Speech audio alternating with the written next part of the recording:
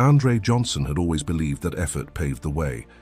He had graduated magna cum laude from Howard University, earned internships at think tanks in DC, and written policy papers that professors used as teaching materials. His ambition wasn't to be rich, it was to make a difference: tech and ethics, AI and justice. That was his path. It was a bright Monday morning in San Francisco when he walked into the headquarters of Nova Logic, a sleek tech giant known for its AI innovations. Andre wore his best navy suit, a copy of his resume, tucked neatly in a leather folio. He had spent the weekend rehearsing, tailoring his answers, memorizing the company's mission. He was ready. He introduced himself at reception. The woman looked up, then down at her screen. A pause. "Andre Johnson," she confirmed. "Yes, ma'am," he said with a calm smile. A man in khakis and a loose cardigan appeared minutes later. "Andre?" he asked. "Come with me." They walked silently down a glass corridor. The office gleamed. People typed furiously behind glowing screens. Andre felt nervous, but confident. He had worked too hard not to. In a small meeting room, the man flipped through Andre's folder. Didn't smile, didn't shake hands. Just looked at the name on the top of the page and sighed. "We're looking for a different kind of fit," he said eventually, sliding the resume back. "You've got great grades, but I'm not sure this environment is the right match." Andre blinked. "I'm happy to explain how my background aligns with your projects in autonomous ethics." The man shook his head. "We're moving in another direction. Best of luck." 7 minutes. That's how long the interview lasted. 7 minutes. Not a single technical question. Not even a discussion about the projects he'd cited in his application.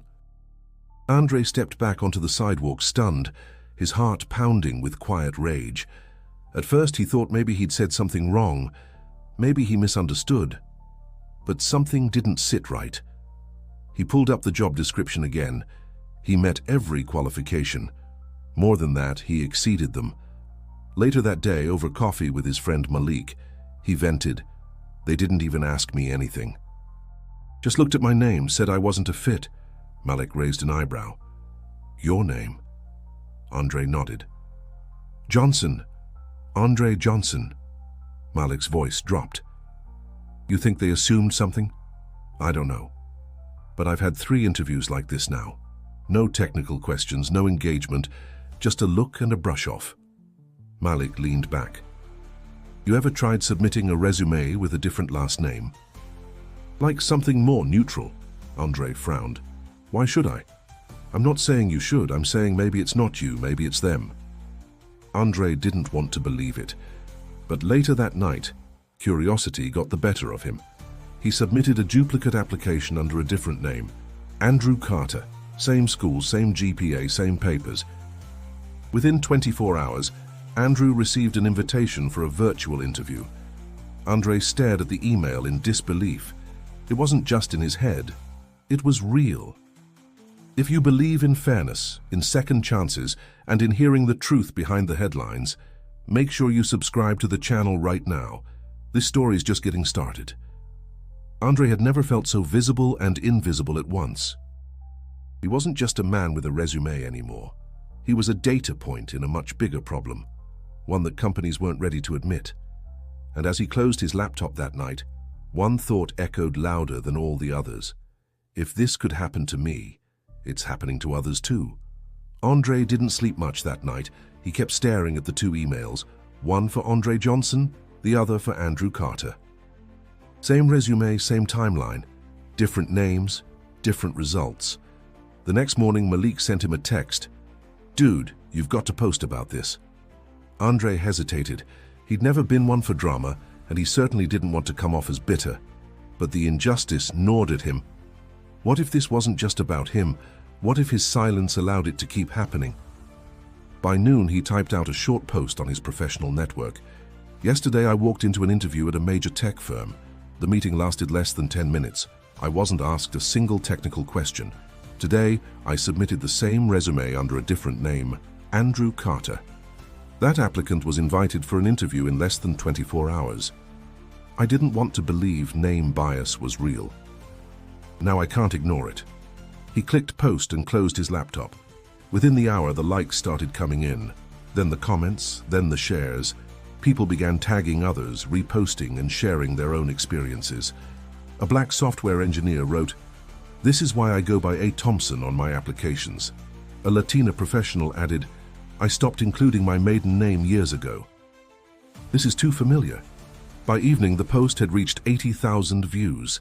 By morning, it had crossed 400,000. Andre's inbox filled with messages. Some offered support, others shared outrage, and some were less kind. "You're making this up for attention. Maybe you just weren't that good. Stop playing the race card." He read them all. He saved the ones that stung the most, not out of masochism, but as a reminder of what he was up against. Despite the noise, something bigger was happening. The hashtag name bias started trending. Journalists reached out. A major podcast host requested an interview. Malik was elated. "You're starting a movement." Andre wasn't so sure. "I didn't want to be the face of anything. I just wanted a fair shot." "That's exactly why it's powerful," Malik replied. "You're not shouting, you're just telling the truth." Still, Andre hesitated when the first TV interview request came in. Cameras, lights, headlines, it all felt too fast, too exposed. But then he received a message from a young woman at MIT. "Reading your post gave me the courage to apply again." I thought it was just me. Andre took a breath. Maybe it wasn't about comfort. Maybe it was about responsibility. He accepted the podcast interview. It was raw, unscripted. He didn't name the company, didn't accuse individuals. He simply told his story. "I worked hard. I followed every rule. I studied, interned, networked. But when someone read my name, they decided who I was, before I even opened my mouth." Listeners responded with an outpouring of emotion. Some wrote that they cried. Others said it made them reflect on their own unconscious biases. But not everyone was ready to reflect. Online trolls escalated. Someone even found his address and posted it. Andre reported it. The platform took it down. But the fear lingered. Meanwhile, the tech firm issued a generic statement. "We take concerns about diversity seriously and are reviewing our internal hiring practices." No apology, no acknowledgement, just a shield. Yet something had shifted. Andre felt it. The world was listening. And for the first time, those who had been quietly sidelined were speaking up, with names, with courage, with stories that couldn't be ignored anymore. The question now wasn't whether this happened. It was how many times, and to how many people, before someone had the courage to say enough. 3 days after the podcast aired, Andre's phone buzzed with a notification that stopped him cold. It was a tweet from Magic Johnson. "I know talent when I see it. Andre Johnson is the kind of leader we need. We can't let bias bury brilliance. Justice for Andre." 15 words. That was all it took. Within minutes, the post was everywhere. CNN quoted it. ESPN mentioned it. Business leaders began chiming in, and Andre's follower count exploded. He had gone from an unknown grad to a name recognized in households across the country. Malik called first. "B-Row, Magic, Johnson, just shouted you out. This is not real life." Andre could barely speak. "How did he even—" "He saw you, man. Just like the rest of us, you spoke the truth, and now the whole world's listening." But this time the attention felt different, bigger. More than just online chatter. National platforms picked up the story. Morning shows invited him to speak. Influencers reposted the tweet with messages of solidarity. Behind the scenes, a quiet panic brewed at the company that had dismissed him. The same recruiter who barely looked him in the eye during the interview reached out via email. "We'd love to revisit your application and schedule a second interview." Andre didn't reply. Then a VP contacted him directly. "We want to make things right. Please consider reapplying." Again, silence. It wasn't about the job anymore. It was about dignity. That week, Andre appeared on a primetime news special. The host leaned in. "Did Magic Johnson reach out to you personally?" Andre smiled faintly. "Not directly, but his words, they reached me, more than any job offer ever could." Across the country, the conversation deepened. Students debated it in ethics classes, churches discussed it at youth meetings. Even dinner tables buzzed with questions parents didn't know how to answer. Andrei's parents watched nervously. His father, a retired sergeant who had taught Andrei to work twice as hard, called with a somber tone, "Proud of you, son, but keep your head on a swivel. Not everyone claps for the truth." His mother added softly, "You've got a voice now. Use it wisely." Their love grounded him, but it was the letters from strangers that moved him most. One read, "I changed my resume this morning. Gave myself the courage to apply again. Thank you." Another, "My son's name is Jamal. He's 12. Today I showed him your story and said, 'Don't ever hide who you are.'" In the flood of headlines and hashtags, Andrei stayed focused. He didn't want to become a symbol. He wanted to be a bridge between outrage and action. Public pressure mounted.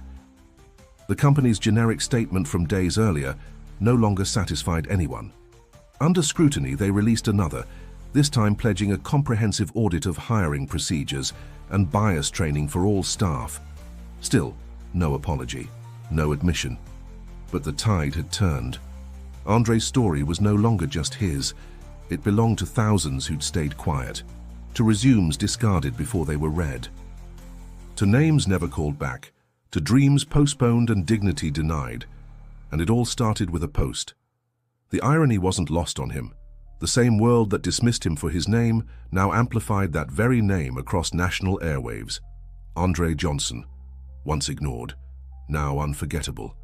And the movement that had started as a murmur had become something undeniable. Andrei stood at a crossroads. Fame had found him, but fame wasn't the goal. Visibility without purpose felt hollow. He didn't want to trend. He wanted to transform. That's when the call came. A representative from a social impact fund invited him to a private roundtable on ethical innovation. One of the partners on the fund, Magic Johnson himself.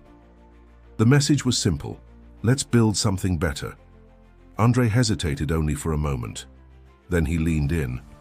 Within weeks, he began assembling a team, diverse, sharp, values-driven. Former recruiters, software engineers, policy minds. Together, they designed a platform with a radical approach, blind hiring powered by AI, resumes stripped of names, schools, and photos. Evaluations based purely on skill and substance. He named it Equal Path. Malik joined as head of outreach. "You're not just fixing hiring," he told Andrei. "You're rebuilding trust." They launched quietly, piloting with non-profits and small firms willing to test the waters. Results were immediate. Hiring managers, when blinded to identity, consistently ranked overlooked candidates higher. It was proof of what Andrei already knew. Bias wasn't about bad people. It was about broken systems. The media caught wind of the pilot. Headlines shifted, from victim to visionary, from denial to disruption, Andrei Johnson's fight to fix hiring. As Equal Path gained traction, universities began reaching out. Career centers implemented the tool to protect first-gen and minority students. Tech conferences invited Andrei to speak, not about discrimination, but about innovation. "I didn't build this because I was angry," he told one audience. "I built it because I was tired of waiting for someone else to fix what they wouldn't admit was broken." Meanwhile, the firm that had denied him wasn't doing well. The heat hadn't let up. Several former applicants filed a class action lawsuit, alleging patterns of discrimination. Leaked internal documents showed algorithms quietly deprioritizing ethnic-sounding names. Major sponsors began to distance themselves. The company's stock dipped. Executives scrambled for PR control. Andrei said nothing publicly about it. He didn't need to. The contrast spoke for itself. While that company defended the past, Equal Path built the future. Even Andrei's former professors began citing his work in lectures. Case Study, Andrei Johnson, and Ethical Disruption in AI. At Howard, his old campus lit up with pride. Students created a mural of him beside Frederick Douglass Hall, captioned with a quote from his speech, "Fairness isn't a feature. It's a foundation." One day he received a letter in the mail. No name, just handwriting. "My daughter didn't get called back until she used your tool. She's now working at a firm that didn't know her name, just her worth. You gave her hope. "You gave me peace." Andre read it twice, then again. That, more than headlines or investors, was the reward. What began as a rejection had become a movement. Not loud, not angry, just real and growing. The conversations were changing too, no longer just about bias, but about solutions. People asked how to build better systems, not just how to fix broken ones. Leaders stopped asking if this was real and started asking how to do better. Andre didn't forget the pain. He carried it like a compass, pointing him forward. One thing had become clear. They tried to stop him at the door.